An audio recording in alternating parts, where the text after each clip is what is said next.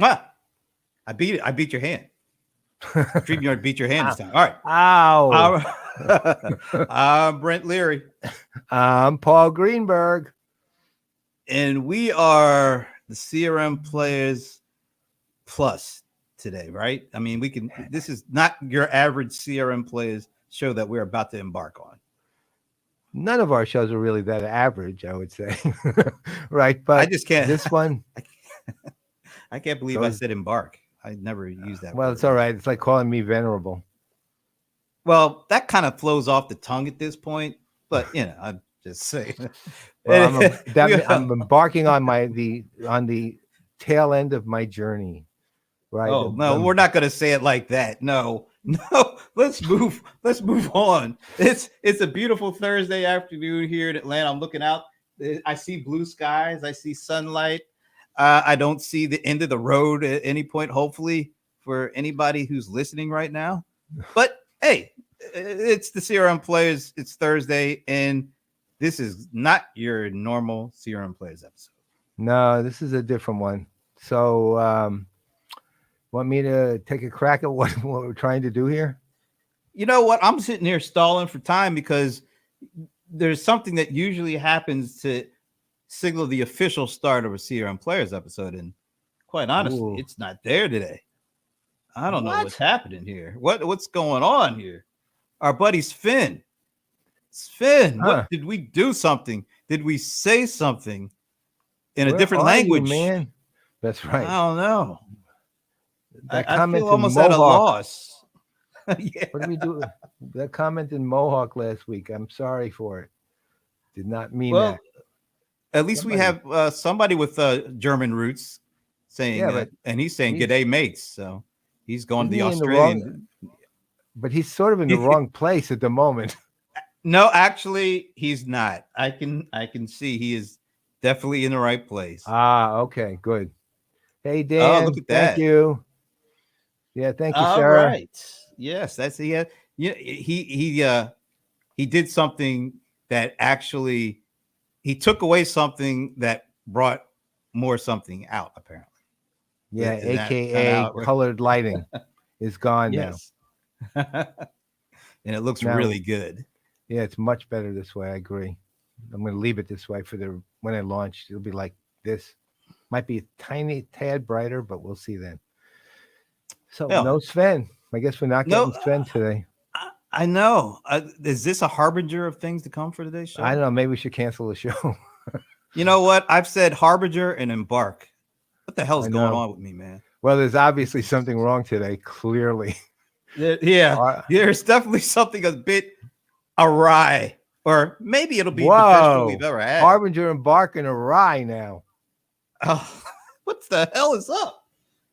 You know what? I might have to have some. I'm on the wrong camera. I gotta have some. Yeah. Oh, that. Yeah. Thank you, Genesis, for that. That's right, Genesis. All right. Hey, look, somebody is saying Mr. Greenberg here. Thanks, I Robbie. love that background. There it is. Who's Robbie? Appreciate that. It's you'll be seeing a lot more of it. Both. Well, obviously, you'll see a lot of it if I'm following the Players next week. You'll see. Where's the light? He's got it somewhere, man. Don't worry. There's a light over there that you can see it here. The tunnel. Yeah, right there. You can see the edge right in the picture here. In fact, it's going out of the picture right now. So it wasn't supposed to be in. Now you're in the edge of the picture. But yeah, well that's okay. You're back. Okay. All right. So as you might have guessed, let me get Thomas off the screen there for a second, and then something will happen to bring him back on the screen. But anyway, so yeah, this is something we've never done before. From something that we've been doing every week for the past year and a half or so. About that. Has it been a year and a half since we've been doing the happy? Yeah, actually, April. Yeah. Well, almost a year and a third. April of 2020. Well, actually, we were doing the happy hour last year. Oh, that's true. This is different. Yeah. This is What is it we're doing this year? The happier hour. We figured 2021 was going to be happier than 2020, right? So we called it the happier hour. Be worse. Instead of the happy hour. Couldn't be any worse. Yeah. Yeah. So we've been having these really great, and also the other thing about it, hour. Yeah. Okay. when's the last time we actually did an hour? The answer is in 2019 when we weren't doing this yet. Right? We weren't doing it. That's the last time. Yeah, well, you explain why we started doing this, because this was your brainchild. No, it's our brainchild always. So here's the deal. I mean, 2020, we don't have to keep telling everybody it's a rough year. I think everybody's figured that out. But we decided, look, we've been doing this Playaz for 12 years. We had a pretty dedicated group of people who liked watching us. We had a lot of people who were kind of on the edges of watching us, meaning they watch sometimes, they would actively participate. They'd communicate with us on LinkedIn a lot, even if they weren't watching the show a lot of times. And also at the same time, it was that kind of period where you just needed some sort of break and to get away from things. So we decided, well, let's create, just do, a lot of people were doing happy hours, but we wanted to make it a little different. We wanted to actually establish it not only as a happy hour, but as a community, and as a community that would actually participate in the evolution and interaction with the plays that Brent and I are doing here, like the show, and and they would help us with the show. They would be involved with us as, say, judges on BYOB. They would just brainstorm about ideas, but at the same time, if that we didn't feel like brainstorming about something substantial and important and a topic, we would talk about things like we have talked about more recently, like our favorite TV shows in the 70s, right? So whatever, it's basically whatever and whoever. And the other idea is that we would have people from the gamut of the gamut. I'm now into, that's more of my, technology. Now you're trying to go at my harbinger. You see me. No, this is more like I'm reading way too much about photography, right? So, right. So, the thing is that it would cover this array of subjects and cover this wide range that are personal, but we would just relax and have a good time and see how it all evolves. And it's actually evolved into a pretty consistently growing and at the same time regular community. We've had, all in all, we've had on this happier hour since we began, we've had as far as individual people, we've had about roughly 250 different people on it at any given time, and they've ranged from CEOs of significant companies to kids just not even graduating college yet, right? So and also to Bob Fagel too. Well, of course, he's a category unto himself, right? Really and we've all become friends, really. So this show is their baby, man. This is the next step, so to speak. It's their baby. The power, the important thing about this show is this show will be better the less and less that Brent and I say in it. In fact, actually, I was going to say the same thing. Actually, even when Brent and I are the only two people on it, the less and less we say makes the show better. Right. So, by the way, let's say a quick hello to, because we can't get all the 250 people on that have attended at least one of the happy hours, but our buddy Ray Gerber is definitely one of those folks, and we just wanted to shout out a hi to Ray. And we're still, and anybody, if you could put out an all points bulletin or something, because we were looking for Sven Esser. We haven't seen him yet. Yeah, we haven't seen him, and that's kind of strange. So that's right. Be on the lookout. Now we're worried. We're officially worried. Yeah. Okay. So are we ready to bring? Let's see. 1, 2, 3, 4, 5, 6. I see 6 of them. All right. Okay. So I'm just going to bring them all on. 2 missing. All right. And we're keeping track of who the last one of you guys is to come on. It's gonna have to do something. I think I have a guess who it's going to be.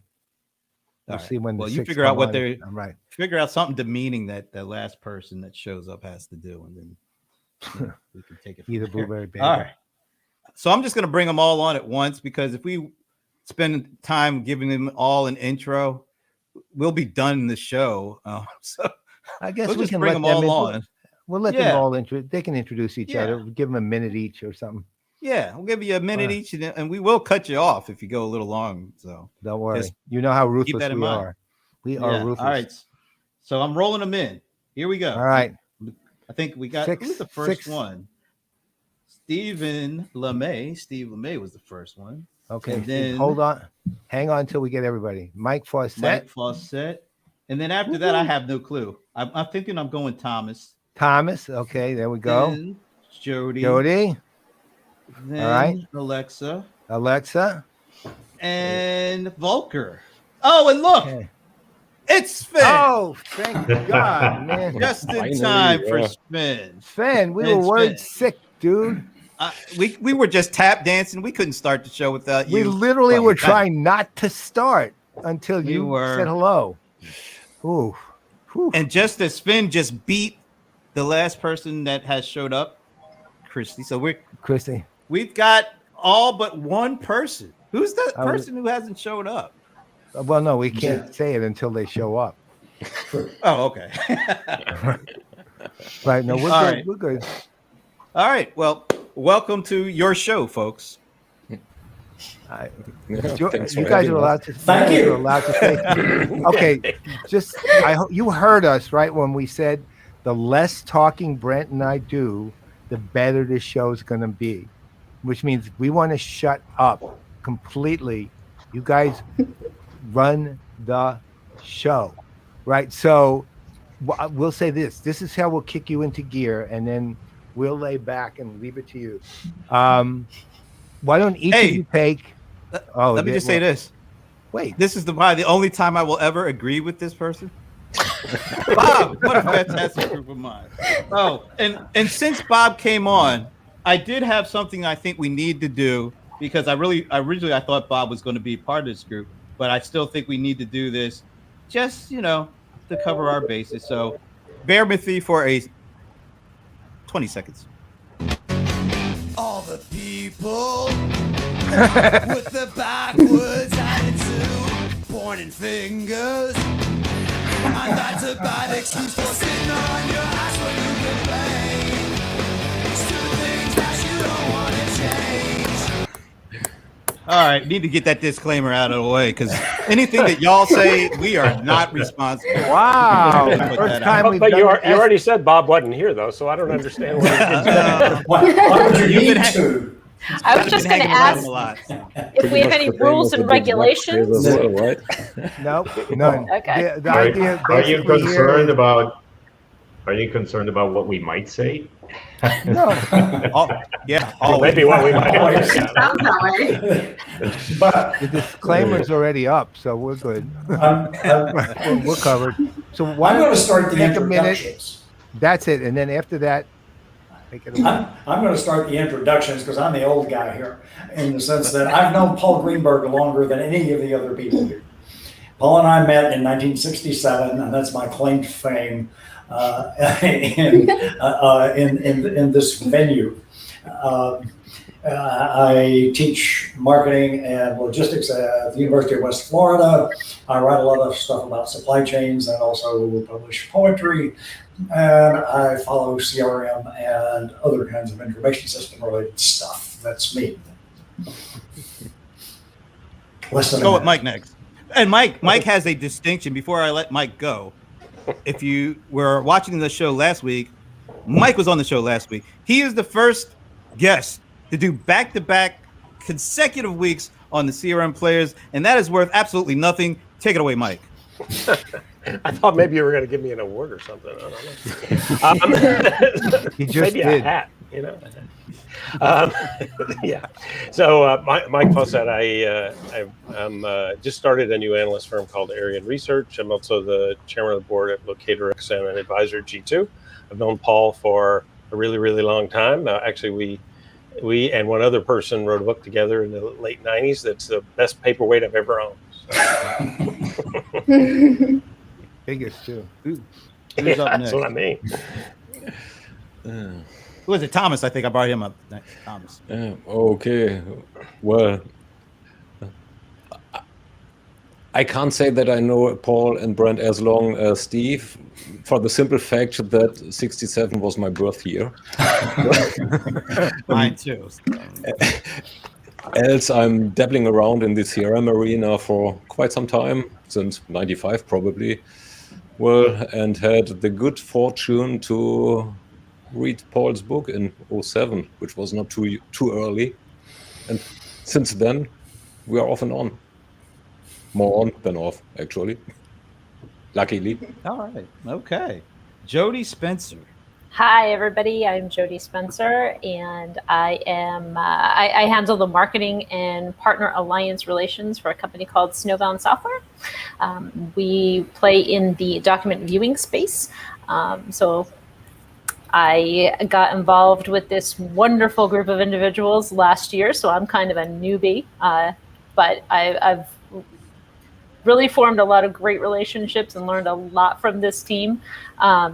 Obviously helping to move the customer journey forward, and you know, this is the minds that have helped me do so. Wow, nice. I almost feel like I put a lot of pressure on you. Don't worry about it. I almost feel like saying your next Cindy Brady, because you look at us, we look like, you know, we could do that thing that Brady. Anyway, Brady Bunch. Next was Alexa Nguyen. Hi, everyone. I'm really honored to be here. My name is Alexa Nguyen, and I would say that I am just a small dot in this incredible, amazing world trying to accomplish big things. And again, I'm honored to be here. I met Paul Greenberg last year, actually on LinkedIn. And I remember reaching out to Paul at like 10 p.m. the night before. I think it was on September 10th or something. And the next morning, I actually mistakenly sent another link to this YouTube video of a TED Talk.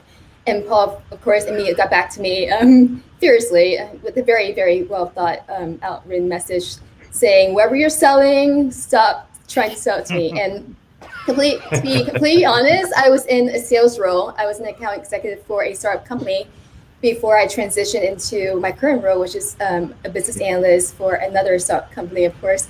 But yeah, so I'm really honored because of after meeting everyone here at the CRM Playaz and Paul, and he's really acted as my mentor and godfather, and he's guided me on this new path, which I'm really excited to be on, and I'm really excited to be here with everyone. The end. All right, and that's like the most she said in all her 200 times on the happy hour. So, all right, it's true. Volker. All right. Hello, welcome everybody. My name is Volker Hildebrand. I'm currently on the executive advisory board of Coveo, which is an AI platform that provides intelligent search and personalized recommendations to improve the digital experience of customers and employees.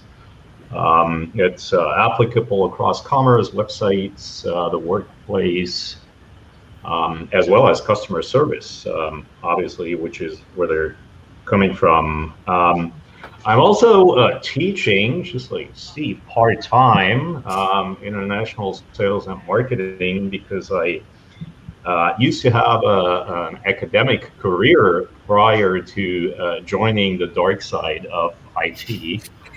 Many years ago. And so I used to be an assistant professor teaching marketing and finance to graduate and undergraduate students. And I took that up again. Thanks to COVID, I can teach remotely at a college in Germany from California. So that's nice.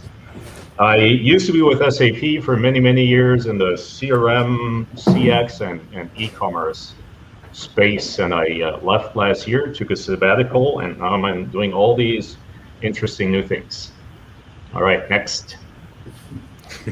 You messed out the best part, man. You're building those awesome decks too. Yeah. Come on. All right, next up, Christy Tupper.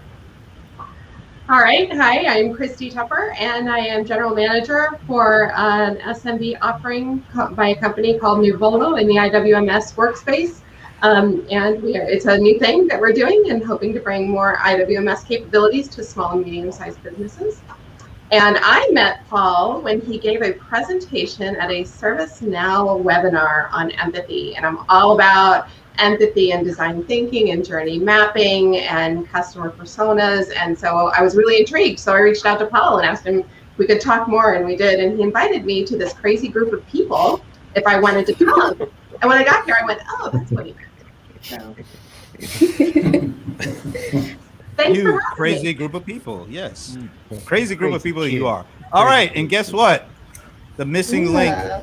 I probably shouldn't say it like that. The missing member is in the green room. Last but certainly, well, actually, he's kind of least on this show. In terms of being here, is Jeff Risher. Look at that. Look how that whole thing spun around like that. Good afternoon. I'm having problems. Hey, Jeff, tell us. Take a minute to tell people who you are. I'm Jeff Risher. I am assistant professor of quantitative methods at Southeastern Oklahoma State University. I got involved with this group through a colleague and co-author of mine who actually used to be my main professor and academic advisor in Mississippi State, Steve LeMay. We ended up, over the years, kept in touch, working together, and even published a paper together. Probably a couple more to come fairly soon. Wow. Hopefully. Very nice. So what I do there, well, of course I teach all the statistics courses, but we started a concentration in our MBA program for data analytics. So we had to get that, we got it proposed, approved, through, it's up and running. And as of right now, on our MBA, we have 4 courses for that. I teach all 4 plus my other statistics, so been kind of busy with that. Getting that running. That's pretty much me. All right. Got the whole crew here. This is amazing. And we couldn't add any one other person because, well, StreamYard wouldn't let us. But other than that, yeah, we're good to go. So, Paul, what's the deal with this again? What are we supposed to do? Get out of the way, let them start talking? Yeah. Well, I know that that Jody had something she wanted to kick into gear. So beyond that, Brent, we just listen to all these people. Well, get me a snack. Okay. I'll stay in the room to keep the lights on. Yeah. All right, so I'll kick this off because yesterday we were having such great conversations, right, around kind of social and the tools and the impact that it's having on content creators and the way you're consuming information. Oh, but I had a thought that I wanted to kind of throw out there and get everybody's feeling on this, right? This concept of immediacy, right? And you create these TikTok videos and produce the short YouTube videos and the information is right there. What are your thoughts on how that need to deliver information immediately, how that impacts the customer journey and their expectations? Right? Because I think that has changed over the past 12 to 14 months. And I'm just curious what your thoughts are. I think the first thing is that it accelerated something that was going on anyway. That is, the last 14 months accelerated something that was already starting to happen, but this pushed it forward. And immediate became more salient. That is, suddenly it becomes far more important to me as a customer that you respond like now. So okay, and but I see something now. But that's Right, I mean- that's just one quick question on that, Steve. So when you say respond now, do you believe that is a customer satisfied with it? Yes, I've received your request. I hear you. Thank you. I'm going to get back to you in terms of immediacy, or do you think it's more they expect the resolution immediately? That's something I'm having a lot of conversations with my colleagues about, and we're definitely differing. There are 2 things. One, up to a point, just getting back is sufficient because you're paying attention. But if that's all you do, you keep coming back saying, yeah, we're paying attention, but you don't reach a resolution. There's a point in there where it breaks down and people go, wait a minute, you keep telling me it's going to be fixed, it's going to be fixed, it's going to be fixed, but you haven't resolved it one way or the other. So, but I think what's happened is that time period has been compressed. You can get back to me 2 times now and say, hey, we're working on it and we're good. But if you get back to me the 3rd time and say we're still working on it, I'm starting to tap my foot and get a little cranky. If that makes sense. Yep. I think the customer Yeah, expects and I think we're going to get back to them Yeah, as go soon ahead. as we do that. Right? I mean, saying, oh, let me look into that and I'll get back to you doesn't generally work. Saying, I'll look into that and I'll get back to you by end of day tomorrow generally works.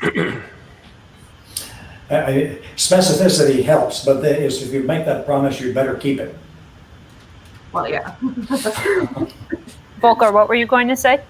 Yeah, I wanted to say that I think it really depends, but what we've seen or what I have seen is that customer expectations many times are shaped by other industries and experiences that they have in other industries, or maybe experiences that they have with Amazon. Everybody understands if you have a problem with your car and they need a part to fix it, it may take a day to get the part. So I think you're not expecting that they fix it within 5 minutes, but you are expecting that they fix it the next day because you're used to everything can be shipped within 24 hours. And if they tell you, oh, it's going to take a week, you're probably not so happy about it. Well, I think that's part of what we learned make through sense? the year, and what other people learned through the year, Volker, is that I've learned that immediacy and the time compression, it has a much greater effect on my expectation, right? So I used to didn't order everything online. I used to go get some things, but now I order everything online. And I also think it's relative, right? So if I'm ordering dinner and you don't deliver my dinner, I want an answer right now. I don't want an answer tomorrow, right? I want you to deal with me in an immediate way because it's an immediate need. But I do think we've trained a whole group of people. It's like the idea of accelerated digital transformation, except it affects consumers too, right? We all expect what we get every day because we've been doing this now for 17 months, and so we've learned some new patterns and some new behaviors. I think what we're really getting at here is for consumers, it's contextual. You're saying and right now, I think COVID, the pandemic part has become something people accept as an explanation when the supply chain, when the car repair people go, hey, we can't get the part right now. People are a little bit more tolerant of that response because they understand that to some degree that the supply chains aren't working quite the way they did before. We're not expecting Amazon to deliver everything in 2 days right now, which we did before. Well, I think Mike had some good additional points with his example as well. So there are things that are immediate and things, well, we communicate via communications channels. And if I do something via an email or even a snail mail, then I do not expect that immediacy. So if I train it via, yes. Pretty strange. No, I still talking. I agree with you. No, I think that's absolutely right. But I was going to say that. But the thing is, it depends on what channel I pick too. Yeah, right. So, because if I go online and I want an answer to something and I'm on chat, I expect the chat to answer me. But if I'm not, then that's a different. If I do an email, that you're right, that's a different expectation. Yeah. So I think that's absolutely right. But I want the channel to be there that I want. Mm-hmm. Yeah, you're talking about communication channels, but let's go back to retail channels. What you said before, digital transformation. When it first came about, digital transformation, what we had in mind was Internet of Things, supply chain 4.0. What Netflix did, they took a physical product that you had to go buy, stick in your disk, streamed it, and replaced the product. That was what we talked about. And with 3D printing, we have the ability to do that. And then we figured out some of it we don't have the ability to do. And there's a whole lot of it that just because we can do it doesn't mean we should. I mean, knives and forks, I mean, that's still injection molded all the way. That's the most efficient way to do it. Just because we can. So now we're looking where we started with all the digital marketing going down there with communications and the retail. We're trying to apply that concept to products. And you think about what's the primary purpose of retail to begin with? Contact efficiency. So it's going to be, we start offering so much immediacy, every choice possible, under the hat of customer experience, then we're going to overwhelm them very rapidly. So customer experience, I mean, all we've done, we've taken that happy medium. You can go to a shop, see different products, choose the one you want, or specialty product, find a specialty store. That's where your relationship come in. Common items, you go get them, you choose what you want, you bring it home. We've moved every bit of it to offering all of these products at the customer's front door. And one of the things that very goes, efficient. I mean, yeah, going back to 1950s with the milk deliveries, we come full circle. some Hey, of I us still get my remember milk that. delivered. Well, we're having milk delivered now. But Yeah, exactly. Instacart, Yeah. but there's not anybody on a horse and buggy doing it though. So. Well, the thing that we're talking about to some degree here is diving right back into the paradox of choice, and that is people like having lots of choices, but then once they have a whole lot of choices, they can't make one. It's much harder to pick from 64 options than it is to pick from 5. I think the so- you're going to find a happy medium for which belong in which channels, distribution channels, and and have to figure that out as we go.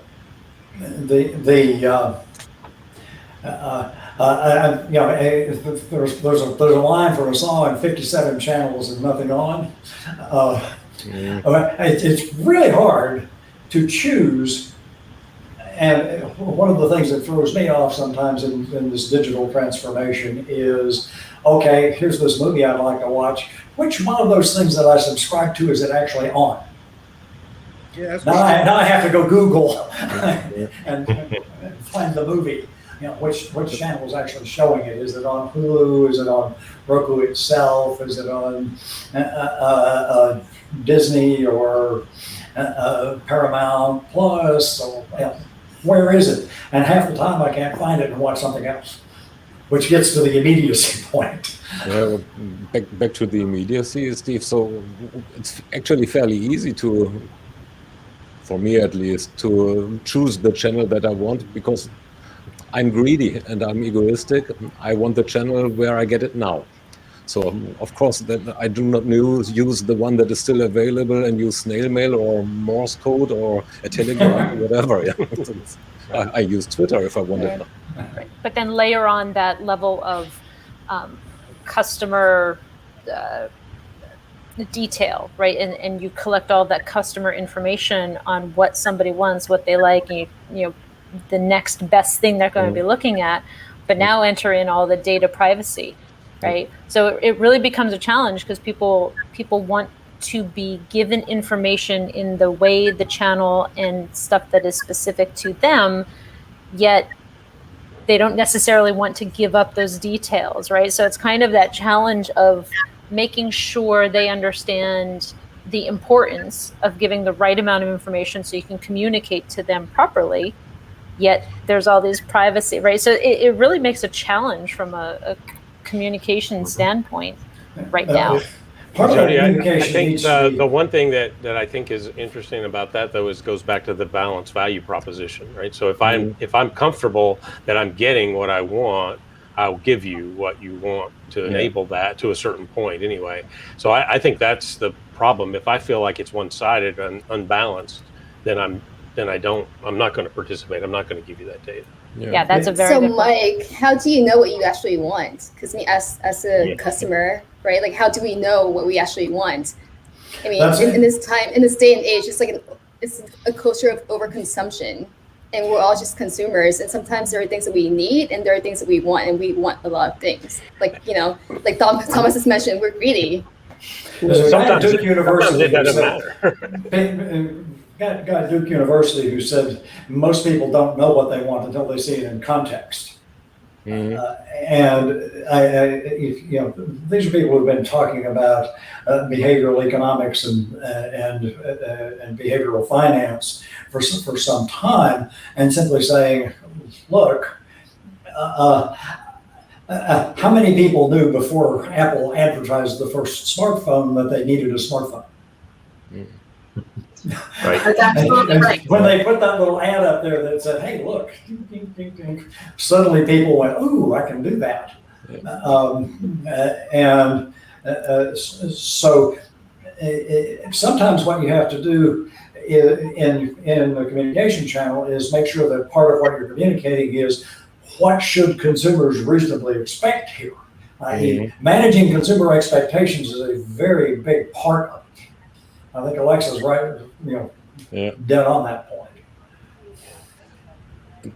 I think expectation management is really, really important, but more importantly, it's the ability to be able to close that feedback loop. Like as a customer, again, like I don't care if you're able to get back to me like in an instant, but it's about to like it's all about being able to follow up and really follow through on what you promise, because the issue comes when there's an overpromise and underdelivered. You can deliver exactly the same thing, and if you're here and customers' expectations are here, you've got a problem. If you're here and customers' expectations are here, you don't have a problem. And that's generally where you're being really innovative, is where you're here and the expectations are here. It's just like you just said, right? It's this device that everybody has now that they didn't know they needed until somebody put it in their hand. I can think of Paul talked about talking to a group that did not yet have an iPhone in Asia, and they all had their BlackBerries hooked to their belts, and he had an iPhone. And while he's talking, he slips by and turns it on. He's having a hard time getting a response out of it. I'm telling Paul's story here. And at some point, having allowed it to boot up, he's got 1,500 people sitting in front of him. He goes, "iPhone," and shows it to them, and they all go,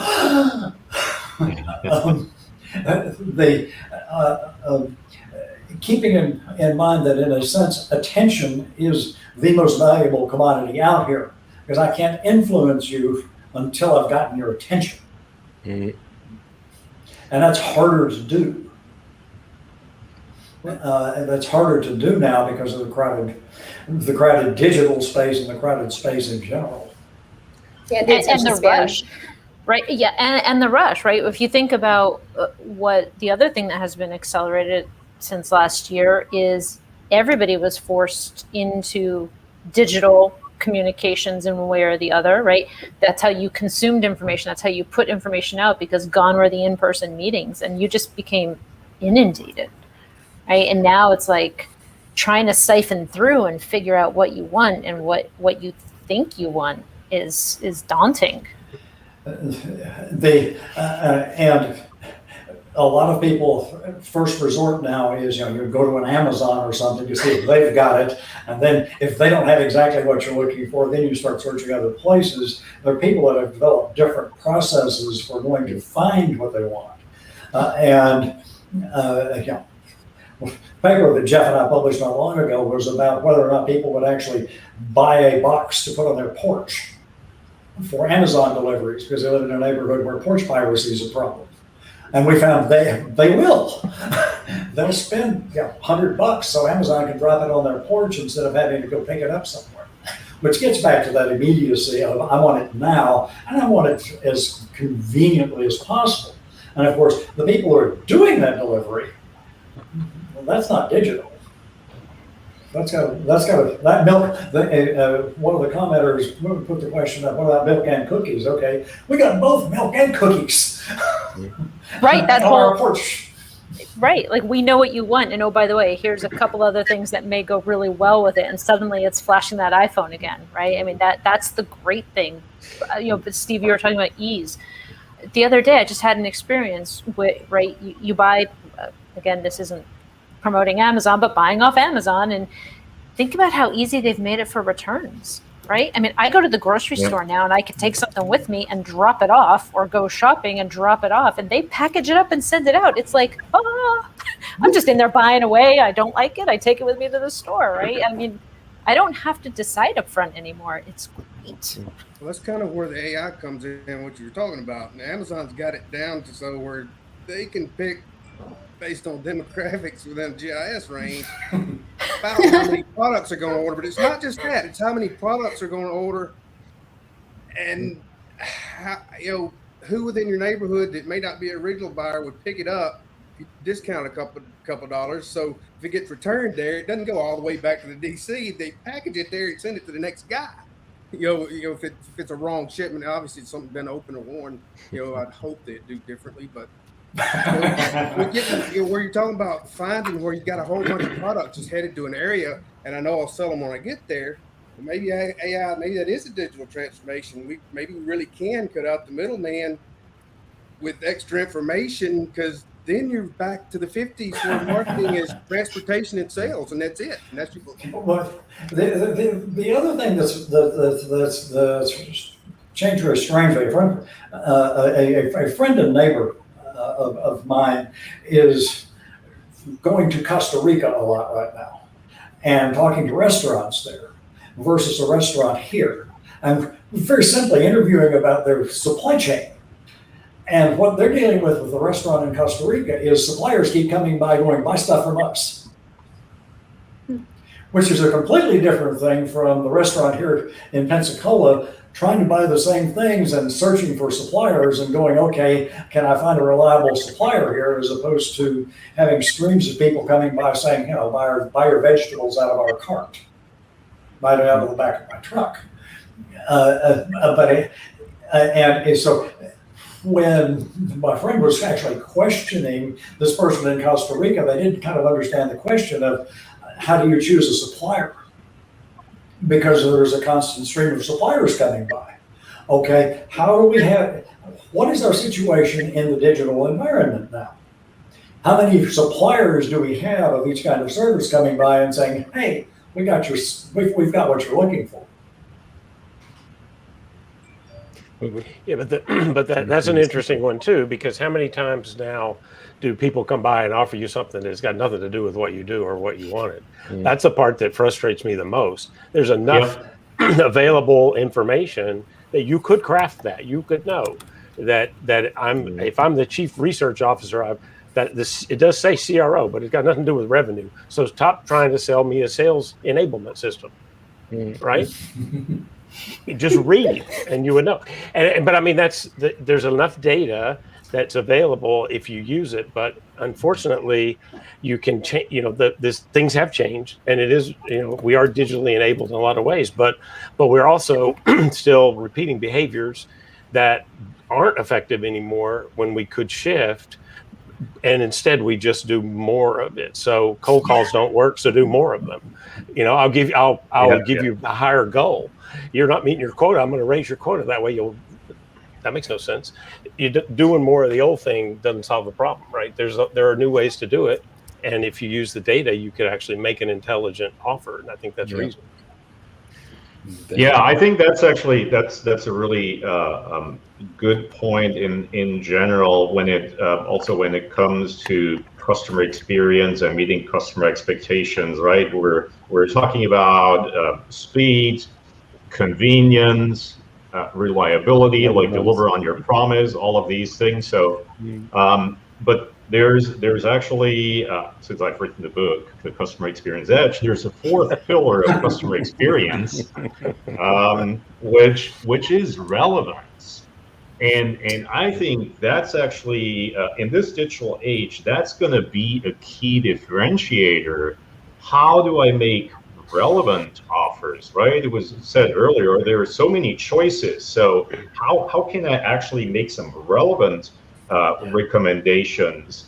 And marketing, unfortunately, not just people call in those teams, but marketing has become a weapon of mass distraction, and they're all talking about personalization, but there's no relevant personalization happening.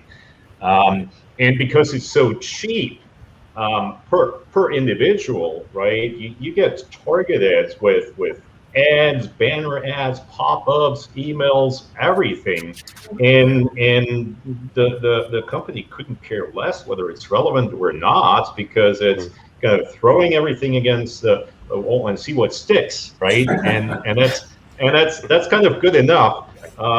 Even Amazon to some extent is that way. They just have more data and are a little bit better, but they're not really great when it comes to relevance. No, they're not. I have some good examples of that, and it's a personalization versus individualization. Personalization is putting me in a segment, and individualization is understanding the data that's related to me directly and telling me that. And my example is that I'm a photographer, and I buy high-end photography equipment, and I bought my mom a $100 digital camera for Christmas one year, and then all of a sudden I'm getting offers for here's the best-selling $100 digital camera we have every day. Yeah, and I've never bought one of those for myself, and I bought tens of thousands of dollars of data that would lead you in another direction that would be relevant, not relevant and contextual. Why do I care? I don't want it. It's spam. My wife and I share a Kindle account, and she reads a lot. She reads a lot of what I would call kick-away vampire fiction, and I read a lot of stuff about in philosophy, economics, and behavioral econ, and that kind of stuff, international relations, and so on. And it keeps recommending vampire books to me because she reads a lot more of those than I do. It was a happy day when Netflix came up with profiles, because I had my two, at the time, teenage daughters in my Netflix account. And the recommendations, they were not accurate for me at all. But but they actually figured, that's a really good example, because they figured out fairly quickly that if you don't ask who's watching, that whole recommendation engine is simply not working, right? We have the same. We have kind of a shared computer in our kitchen where a lot of folks order stuff from Amazon, and it's on my account, so I always get dumb stuff that I don't really want to buy. Recommendation engine of Amazon it's time to harass. In general, isn't it? Yes. It's time to harass both Bob Fiegel and Brent Larry. And so what I'm going to, and Paul Greenberg for that matter, and I'm going to suggest that Bob Fiegel buy blueberry bagels for all the Patriots. While wearing a Rams cap. Is that While wearing a Rams cap. Around in the Rams cap. As long as the algorithm doesn't say that Paul is the recipient of the bagels. Well, I'm going to ask. If he wears a Rams cap, this is getting dangerous. Ads for Rams material. This is getting dangerous. I'm going to just put a stop here because Brent's not here. I'm going to be his defender. But I'm going to ask a very loaded question. For everyone here, and I mean everyone who's watching, would you consider yourself as a one-stop shopper or a do-it-yourselfer? Are those two mutually exclusive? Yeah. Do you mean like do-it-yourselfer and like you go out and find the stuff and piece it all together? Mm-hmm. Okay. I think I'm both. Depends. I'm primarily let somebody else do all that hard stuff. I'm busy working on somebody else to do it. So one-stop shopper. I think we're going to have to reintroduce home economics in high school and teach the Kraujic matrix so they can do a spend analysis just to buy groceries every week. I mean, yeah, but if you do that, you can do that very easily with Whole Foods. It tells you how much that is right there on your phone.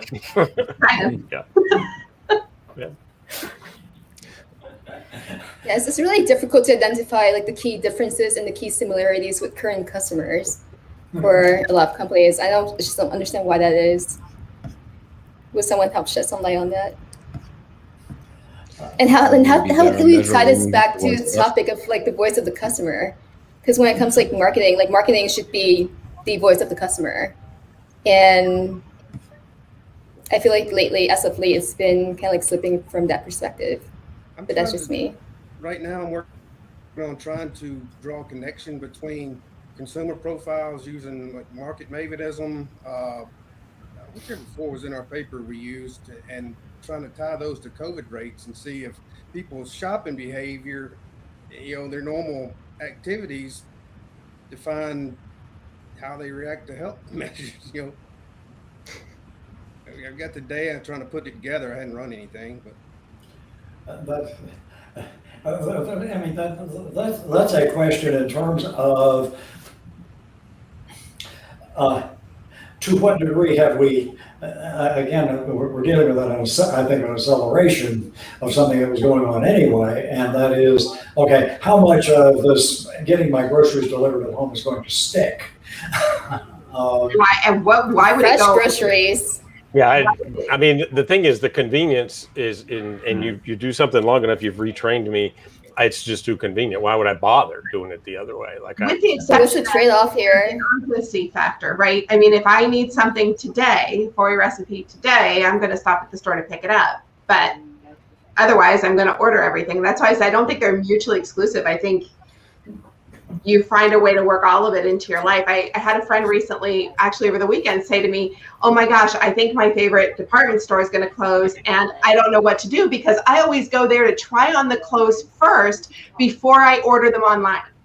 Well, okay, then yeah. The brick and mortar is going to go away. If you're not buying there, the brick and mortar is going to go away because everybody else is buying.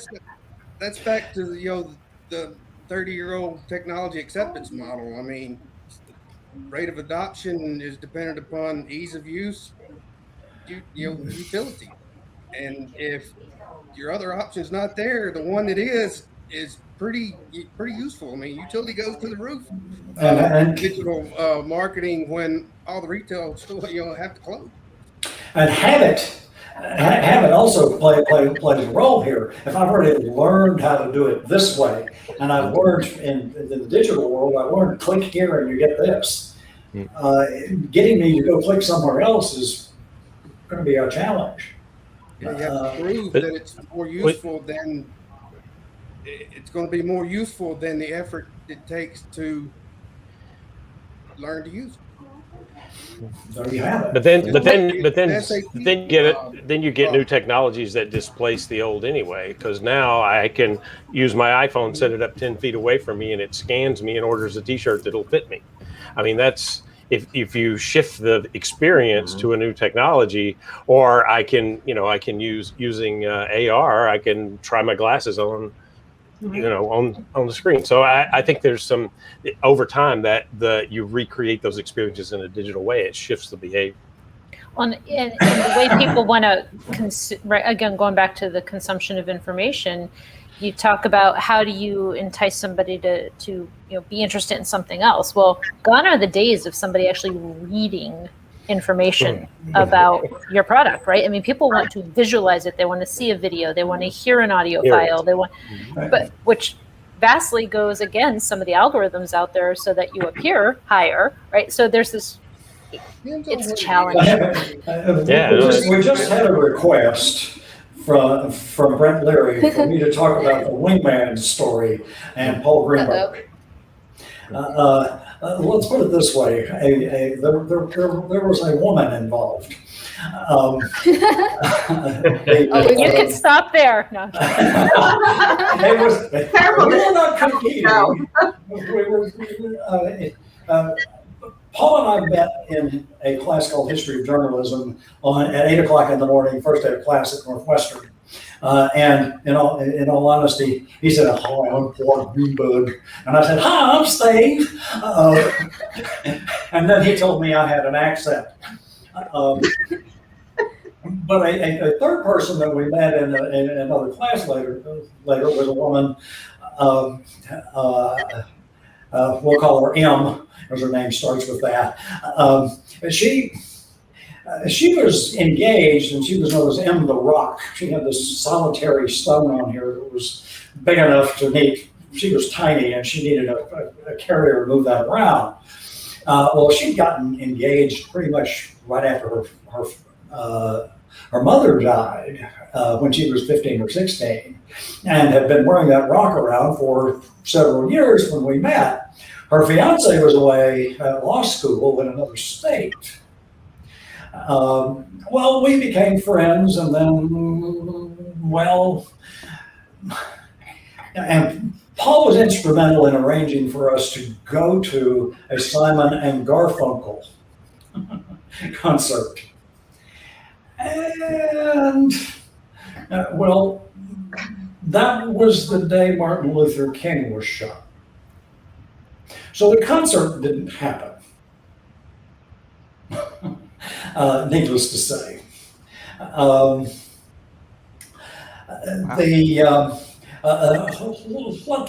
say that events transpired, and we might need to have this story continue later, because Why don't we do this? I have an idea, because it is actually a really good story. It is. It really is. Coming out of the off. The best way to do it, this is the teaser. Actually, that's all this is. This is the teaser. Right. So what a tease. Why don't you come to the whoever wants to hear this story, who's listening out there, hasn't been to a happier hour, come to the happier hour where the story will be finished. All right. So the full story will be told at one of the next couple of happier hours. We'll leave it open. Right. So come on to the rest of that. This was merely a teaser. Brent kicked into gear, being diabolical as he is. Right. I didn't know it was going to go there, but hey. It goes a lot further. Let's just say there are broken bones and a lot of other things involved. There's violence, there's romance, there's everything. Conflict. I'm just Sounds I'm just proud of us that we were able to stay on point for the most part and not deviate with movies and cars. It's a movie script. You guys did a great job. Yeah. I thoroughly enjoyed it. Got a little lunch in, and I've never actually did comments during a show before. That was kind of fun. Now I know why you guys like to do that kind of thing. It's kind of cool. Yeah, you were right, by the way. But Jody, just to make the point, if you had gotten onto movies, that wasn't off point. Right. Okay. Nothing's off point. True, right. there are no boundaries. That's right. Hey, I actually did want to know what your favorite 80s movie was. Although I know, Alexa, you weren't even around in the 80s, but Back to the Future is one of my favorites. Must have been one of the Star Wars, but they still. Surely not the first one, because that was the 70s, wasn't it? That was in the 70s. Yeah, that was 70s. Yeah. There were a lot from the 80s, but Ferris Bueller's Day Off is up there pretty high. That was good. So is St. Elmo's Fire. Didn't Bob just mention St. Elmo's Fire? Ferris Bueller? Okay, yeah. Oh, see, us New Englanders have to stick together. Oh, no, you don't. You really don't. Put it up for a serious brand. Then it's hands down Miami Vice. Hands down. Oh, yeah. Serious. I love that. Really? Now, see, I was going to go Goonies, so that's a way different direction.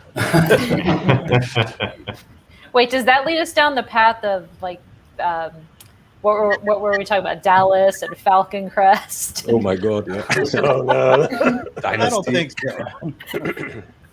My Little Farm, but that was older too, wasn't it? We can also ask what's your favorite band. I still listen to Talking Heads. My anthem is Life During Wartime. There was one about cars too, wasn't there? Well, now we need a picture of first car. Volker's car. Oh yeah. I don't remember that. Pull up your car, Volker. Okay, I'm going to think about a new one for our next happier hour. I was actually participating in the 4th of July parade this year for the first time here in Half Moon Bay with my neighbor and the car. Was never had so much fun watching the parade, being actually in the parade, and then all the kids like, rev it up. Oh, your car is definitely in a lot of people's photos. Yep. You're on a lot of social media sites. Banter of 1967.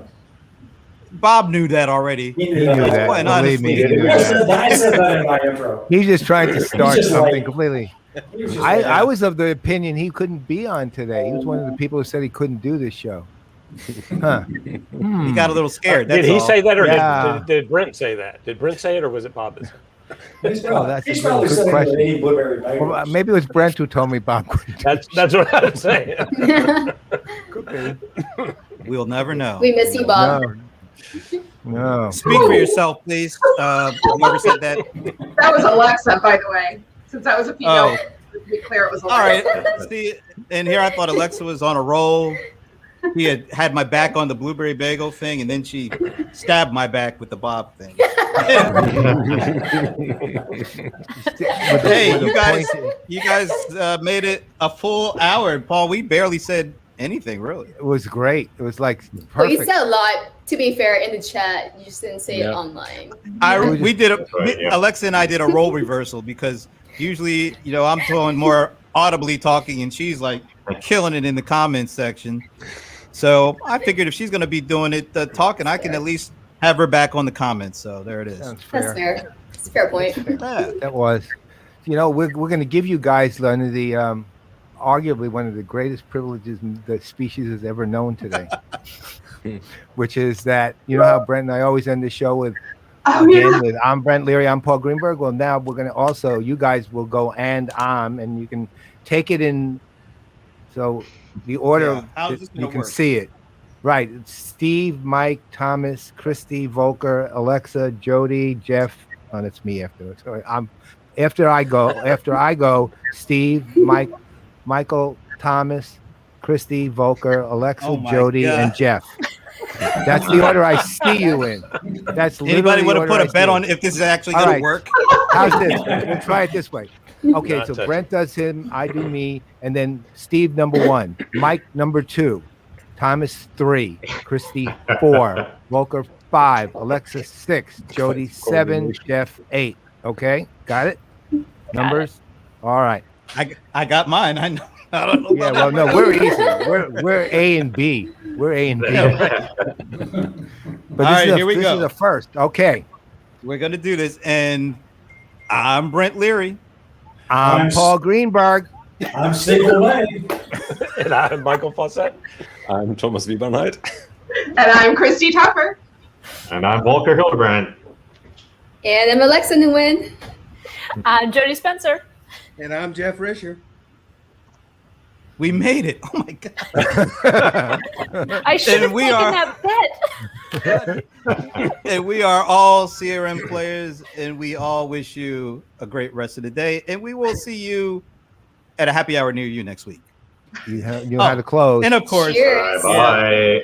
Bye, guys. See ya. there's the close. Like that.